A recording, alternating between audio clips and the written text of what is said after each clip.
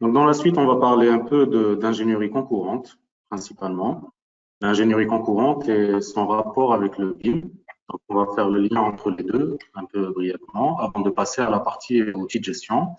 Donc, l'ingénierie concurrente, qui aussi se fait appeler aussi l'ingénierie simultanée, consiste en fait à mener de front et de manière parallèle le maximum d'activités qui ne seront pas forcément liées entre elles par des contraintes de précédence.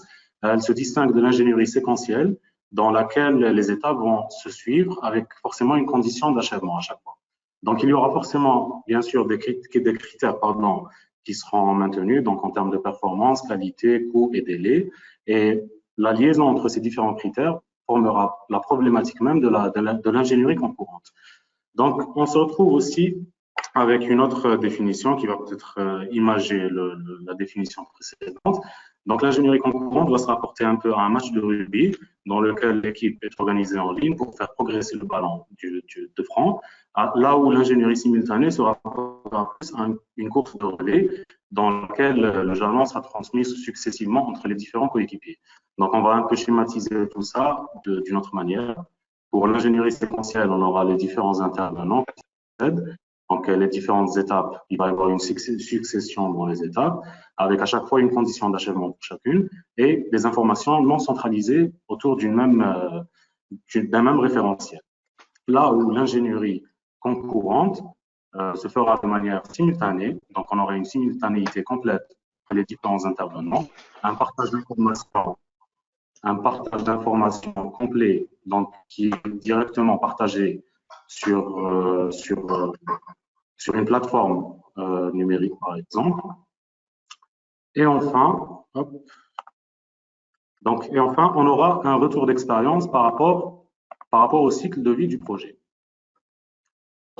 Donc, les implications de l'ingénierie concurrente sont les suivantes. On aura différents avantages, notamment un gain de temps considérable et une réduction de délai par la même occasion, notamment aussi une meilleure anticipation et une réflexion en amont. Et enfin, les ressources seront forcément optimisées du fait de ces différents avantages. Donc, on aura notamment des besoins ou bien des nécessités pour arriver à cet état. On aura besoin d'une organisation différente. On aura notamment besoin de gérer les modifications de manière plus stricte. Des outils seront forcément nécessaires pour arriver à ces objectifs. Et enfin, les interactions seront aussi gérées d'une autre manière. L'ensemble de ces éléments va se retrouver regroupé via une maquette numérique, par exemple. Justement, là, on va faire le lien avec le BIM. Donc, le BIM, c'est le Building Information Modeling. Il s'agit principalement de l'action et de l'interaction de plusieurs acteurs d'un projet sur des données qui seront partagées. Donc, l'ingénierie concurrente se rapporte un peu au BIM dans ce sens. On aura les différentes phases, études, consultation, exécution et maintenance, pour lesquelles l'utilité restera forcément la même. Donc, on aura le modèle qui sera unifié pour l'ensemble de l'ouvrage et qui comprendra toutes les données, donc note de calcul, clause d'exécution, les prix, ainsi que les données techniques, bien sûr. Cette maquette pourra évoluer en fonction des besoins, elle pourra être visualisée ou bien modifiée par l'ensemble des intervenants qu'on a présentés précédemment, selon des accès définis, je vais y arriver. Donc, on aura aussi une gestion des interactions entre les corps d'État qui sera un peu plus fournie. Et pour chacune des phases, on aura des implications bien précises qu'on peut consulter ici. Donc, pour les études, on aura une réduction des erreurs dans les documents d'exécution, des quantitatifs plus précis, une synthèse complète et rapide qui sera fournie de manière complète et rapide. Pour les consultations, on aura des offres plus précises, moins de litiges et de requêtes. En phase d'exécution, il y aura une réduction de la durée du coût, mais aussi des adaptations qui peuvent survenir sur chantier. Et enfin, en phase de maintenance, la maquette nous permettra l'obtention de données relatives à la maintenance des équipements et une meilleure prévision des coûts d'entretien des scénarios. Donc là, on va se retrouver avec la présentation de la plateforme BIM Server Center, qui est la plateforme de l'éditeur de logiciels cité que nous vous présentons en Algérie. Donc là, on va retrouver un peu une vision plus pratique de ce que je viens de vous présenter. Donc, on se retrouve ici sur la plateforme, qui est en gros un site internet sur lequel on va pouvoir consulter les différents projets qu'on a introduits sur la plateforme, donc c'est un cloud. Et à partir de là, on va pouvoir les gérer. Donc, on rentre par exemple dans un projet, on va pouvoir introduire des modifications, de nouveaux fichiers, introduire de nouveaux participants au projet. Donc là, on va pouvoir consulter aussi l'équipe de travail qui sera composée d'architectes, ingénieurs. Il peut s'agir aussi de différents intervenants, donc contrôleurs techniques, maîtres d'ouvrage, etc. Donc là, on va pouvoir les inviter selon leur rôle dans ce processus ou bien dans l'ouvrage. Et on va aussi pouvoir leur déterminer précisément le rôle qu'ils auront en termes d'accès. Donc, si c'est un invité, il ne pourra simplement que consulter la maquette numérique sans pouvoir y apporter de modifications, là où les autres rôles, modérateurs, éditeurs, collaborateurs, auront un peu plus de possibilités et de liberté par rapport à la maquette. Donc, à ce moment-là, on va se retrouver avec une maquette architecturale, structurelle, fluide, etc. On va venir superposer les différentes études directement sur la maquette et chacun des techniciens va exporter son travail sur la maquette numérique. Donc là, on a la structure, la partie plomberie, la partie climatisation par exemple, électricité, et on va retrouver l'ensemble des informations qui sont directement imbriquées l'une sur l'autre et qui vont représenter un peu un état réel de notre bâtiment. Donc voilà en ce qui concerne un peu une vision un peu plus pratique du BIM, si je puis dire, qui nous permet un peu de voir la plateforme de l'éditeur CIP. Donc par la suite, on va ici, c'est un peu une schématisation de ce que je viens de vous présenter. Donc il s'agit du cycle architectural ici. On va pouvoir exporter une maquette architecturale à partir de n'importe quel outil d'architecture, CIP ou autre. Et à partir de là, on va l'exporter vers la plateforme de cloud avec un projet BIM qui a été créé. Et à partir de là, on pourra ensuite gérer les différentes études techniques, donc en termes de structure, bilan thermique, électricité, climatisation. Et ces différentes études nous produiront bien sûr des livrables techniques, une documentation, des prescriptions, des maîtrises, des plans d'exécution, etc. Là, on retrouve un peu une schématisation de ce que je viens de vous montrer et les différents utilisateurs qui peuvent être introduits. Donc, en phase de réalisation ou bien d'exécution, on aura une notion d'industrialisation du secteur qui est de plus en plus répandue, pour laquelle on retrouve ici une citation du directeur du développement chez CIP, qui ont une vision un peu plus ou moins, du moins ils ont mis en pratique cette vision dernièrement, avec ce qu'on appelle désormais les Open BIM Systems. Donc là, il nous dit que le BIM signifie l'industrialisation du BTP. Les professionnels veulent que les bâtiments soient fabriqués plutôt que construits. Nous explorons les flux de travail qui faciliteront cette industrialisation tant désirée du secteur. Donc, les Open BIM Systems, de quoi il s'agit?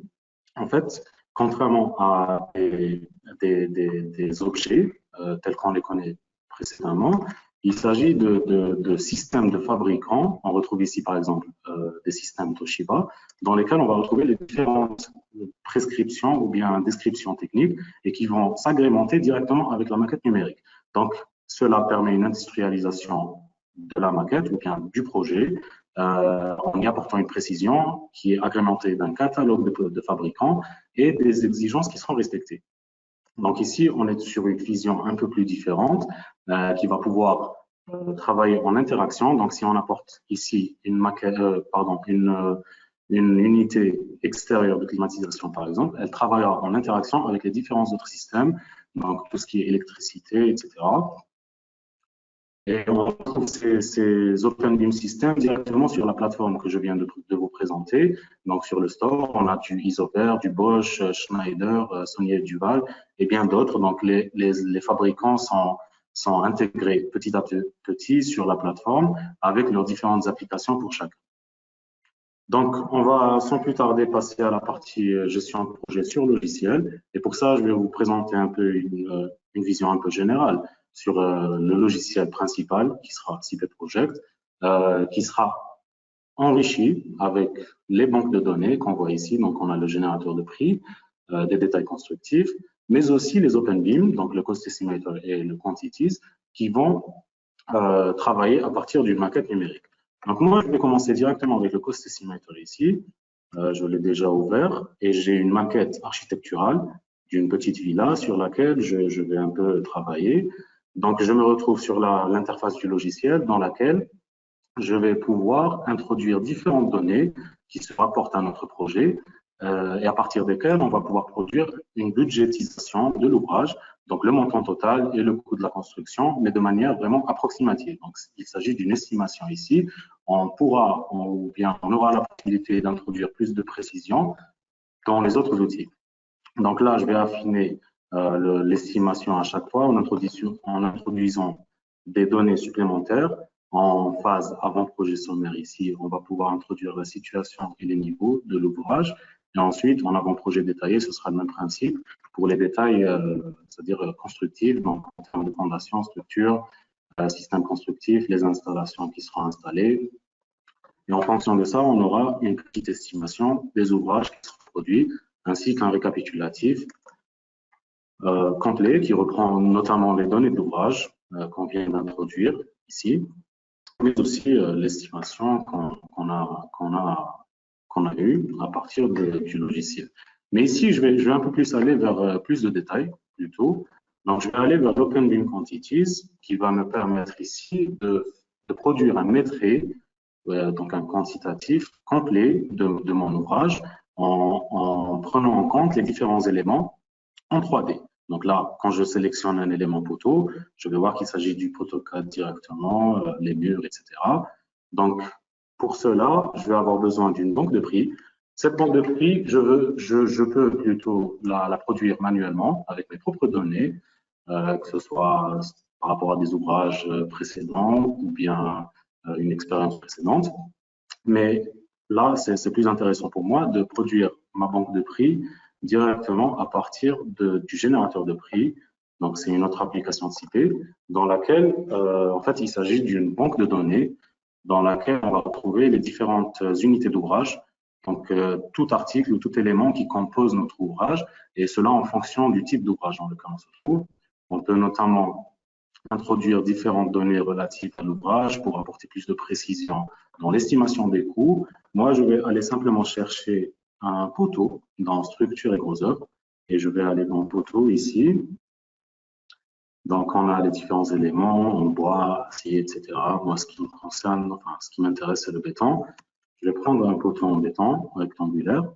À partir de là, je vais avoir un paramétrage très exhaustif par rapport à mon ouvrage. Donc, en termes de dimension, en termes de système de coffrage à implémenter ou pas.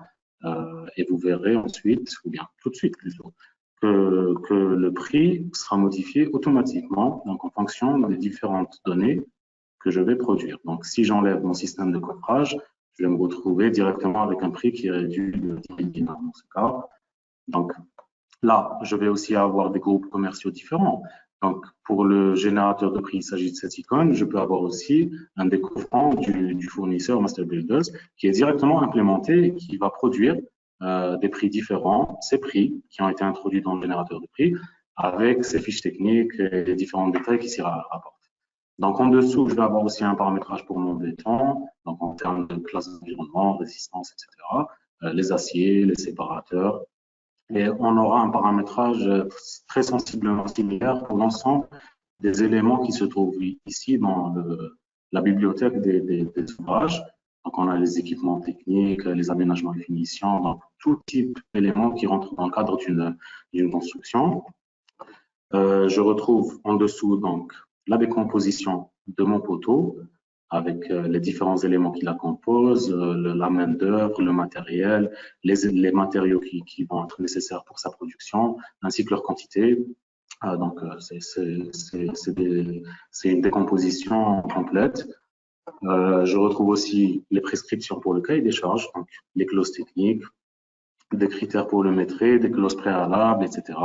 Les déchets générés par l'ouvrage, donc je vais retrouver ici les déchets en termes de poids, en termes de volume, selon la nécessité. Les indicateurs d'impact environnemental, si cela peut être intéressant aussi. Donc, et là, on va les retrouver selon les différentes étapes du cycle de vie du projet. On retrouve aussi des prescriptions de sécurité et de santé. Donc ici, je vais les retrouver selon la phase d'exécution dans laquelle je me trouve. Ça peut être la mise en place des armatures. Donc là, je vais retrouver les différents risques qui s'y rapportent, ainsi que les mesures préventives à adopter pour éviter ces risques. Et on va les retrouver notamment pour l'ensemble des phases d'exécution. de cet ouvrage, je le rappelle, le poteau. On aura le même principe pour l'ensemble des autres éléments. Donc, je vais pouvoir exporter toutes ces données à différents formats, ça peut être en PDF, en Word, etc. Mais là, c'est pas vraiment ce qui m'intéresse. Moi, je souhaite prendre cette décomposition et l'introduire dans ma banque de prix de cette manière. Donc, je la fais glisser directement et je vais pouvoir la retrouver dans ma banque de prix. Là, elle est en rouge puisque j'ai déjà un poteau qui a été introduit. Donc, je vais supprimer celui-là et je vais me retrouver avec le poteau que j'ai introduit. Donc, je retrouve l'ensemble de la décomposition avec le prix de chaque élément de la décomposition et le prix global de l'unité d'ouvrage et le montant selon les quantités qu'on a introduites. Donc, je vais ressortir et je vais demander au logiciel de reconnaître les éléments. Je vais vous présenter un petit exemple pour les poteaux. Donc là, vous voyez que ces éléments sont en fait des IFC, donc c'est les éléments de la maquette numérique qui ne sont pas forcément reconnus comme étant des éléments quantifiables. Donc pour cela, je vais aller ici, critères pour le métrer, et je vais tout simplement créer un critère ou bien une règle pour les poteaux. Je vais les sélectionner en prenant en compte l'entité et ici IFC colonne qui représente tous les poteaux de l'ouvrage. À partir de là, je vais attribuer, à partir de ma banque de prix que j'ai déjà préalablement introduite, je vais introduire un poteau et je vais préciser la formule pour le calcul du métré. Donc, les données qui ont été produites avec la maquette architecturale ou bien numérique va reprendre différentes données pour chaque ouvrage. Donc, pour le poteau, on a la section, la surface, le volume, etc., la hauteur. Donc, on a toutes les données de l'ouvrage. Moi, je vais prendre le volume et je vais dire que le nombre d'unités A sera multiplié par B, donc le volume. Et à ce moment-là, je vais avoir directement tous les poteaux qui ont été reconnus par le logiciel. Et pour chacun des poteaux, il y aura une formule de calcul qui sera la même et qui reprendra pour chacun le volume qui se rapporte au poteau en question. Donc, si on a différents volumes pour deux poteaux différents, ils seront calculés automatiquement. Donc, à partir de là, quand on aura fait l'ensemble des opérations pour tous les éléments d'ouvrage, on va se retrouver avec un estimatif complet qui va reprendre l'ensemble des ouvrages. Donc, on a ici les poteaux, les parois intérieures, la menuiserie, en termes de portes, fenêtres, etc. On a aussi les prix, le montant global, et on peut notamment produire des récapitulatifs complets de ces différents éléments. Donc, on a un bordereau des prix unitaires, un estimatif, on peut le consulter rapidement ici. Je vais pouvoir reprendre ou bien consulter l'ensemble des données que j'ai introduites. Donc, pour la structure, on a les poteaux, poutres et ossatures qui seront regroupés avec leur description, le prix, montant, etc. Je peux bien évidemment modifier les données qui sont au-dessus en introduisant le logo de l'entreprise, les différentes données de l'ouvrage. Donc, moi, ce qui m'intéresse ici, c'est que je vais vouloir exporter ou bien exploiter cet ouvrage durant toute la durée du projet, donc durant sa phase d'exécution, puisqu'on est là dans la quantification, le budget de l'ouvrage. Donc pour ça, je vais tout simplement exporter mon ouvrage vers le bureau. Voilà, il y est déjà. Et là, je vais aller vers le CP Project, qui est le logiciel de gestion projet complet, dans lequel je vais tout simplement importer le fichier que je viens de produire. Donc, il est déjà sélectionné ici. Je clique sur accepter. Et à partir de là, je me retrouve avec le même budget que je viens de produire à partir de la maquette numérique plutôt. Et là, dans CP Project, je vais avoir des possibilités plus ou moins intéressantes concernant la gestion de mon projet. Donc, j'aurai différents processus pour l'actualisation des prix, pour la modification des prix en termes de monnaie, en termes d'incrémentation, etc. Je vais pouvoir aussi gérer les décomptes. Donc, en termes de situation de travaux, en termes d'attachement, je vais pouvoir introduire les quantités qui ont été exécutées durant le chantier, par exemple. Donc, je vais pouvoir simplement les introduire ici ou bien le faire à partir de plans. Puisqu'on a aussi la possibilité d'introduire des quantités directement à partir d'un plan WG. Donc là, je vais le faire un peu rapidement. Je vais sélectionner celui-là. Là, je me retrouve avec un plan sur lequel je vais simplement reprendre les quantités qui m'intéressent. Donc, je peux prendre ici une surface, bien une section, et elle va se retrouver directement dans mon métré, qui sera introduit directement aussi avec la situation qu'on va devoir certifier par la suite, etc. Donc, on peut gérer ici la partie métrée, situation de travaux, attachement. On a aussi la possibilité de gérer les comptes fournisseurs, clients, financiers, etc. Donc, on va pouvoir introduire des comptes financiers, fournisseurs, pardon, avec leurs différents détails. À partir de là, on va pouvoir aussi gérer des groupes d'achat. Donc, ces groupes d'achat, bon, là, je vais plutôt ouvrir un autre projet sur lequel j'ai des groupes d'achat qui sont déjà prédéfinis. Donc, je vais me retrouver avec des groupes d'achat spécifiques, par exemple, pour un groupe d'ouvrages ou bien pour des matériaux spécifiques. Et à partir de là, je pourrais notamment produire des bons de commande, des bons de livraison, les différents contrats, exporter ces données à la comptabilité notamment, si on le souhaite, l'ensemble d'une opération de réellement gérer A à Z. J'ai aussi la possibilité de produire différents récapitulatifs en termes de devis, en termes de bordereaux pour les matériaux, main-d'œuvre, le budget, des comparatifs qu'on a produits, la gestion des déchets aussi, les décomptes, etc. Donc, en dernier lieu, je vais avoir aussi la planification, bien évidemment. Donc là, à partir de l'ouvrage sur lequel j'ai travaillé, j'ai plutôt reprendre celui-là. Donc, sur cet ouvrage sur lequel on était, qu'on a produit à partir de la maquette architecturale, on va pouvoir produire un planning. Donc, ce sera sous une forme de diagramme de Gantt sur lequel on va pouvoir introduire différentes données, introduire les journées de travail, le calendrier professionnel. Et là, on va avoir un planning complet. Donc, les tâches vont se référer directement au budget qu'on a produit, donc la décomposition qu'on a créée précédemment. Donc là, je vais retrouver les poteaux, les poutres, la menuiserie, etc. Et rien ne m'empêchera à ce moment de travailler avec les différentes tâches en modifiant leur emplacement, en introduisant, par exemple, des informations différentes en termes de rendement, de quantité, sachant qu'en modifiant des données ici, la durée sera automatiquement modifiée si on modifie le rendement. Donc, je vais avoir aussi la possibilité d'éditer les dépendances, bien évidemment. Donc, si j'ai envie, si j'ai besoin plutôt d'introduire une dépendance entre une tâche et une autre, je vais simplement dire que celle-là va commencer après le poteau. Et on aura à ce moment-là la dépendance qui sera directement introduite. On peut aussi introduire les tâches critiques. Bon, là, on ne peut pas les voir. Elles ne sont pas affichées, mais directement, on peut les afficher. À ce moment-là, on va avoir le cheminement critique en rouge directement sur le planning. Donc, ce planning peut notamment être exporté vers différents formats, notamment Microsoft Project, MS Project, mais aussi directement sur PDF, Word, etc., selon le besoin. Donc, voilà un peu pour ce qui est de l'exploitation des logiciels. Les possibilités sont plus ou moins intéressantes dans le cadre d'une gestion de projet global. Donc, ça va de la partie conception, les différents outils de conception en termes d'architecture, structure, etc.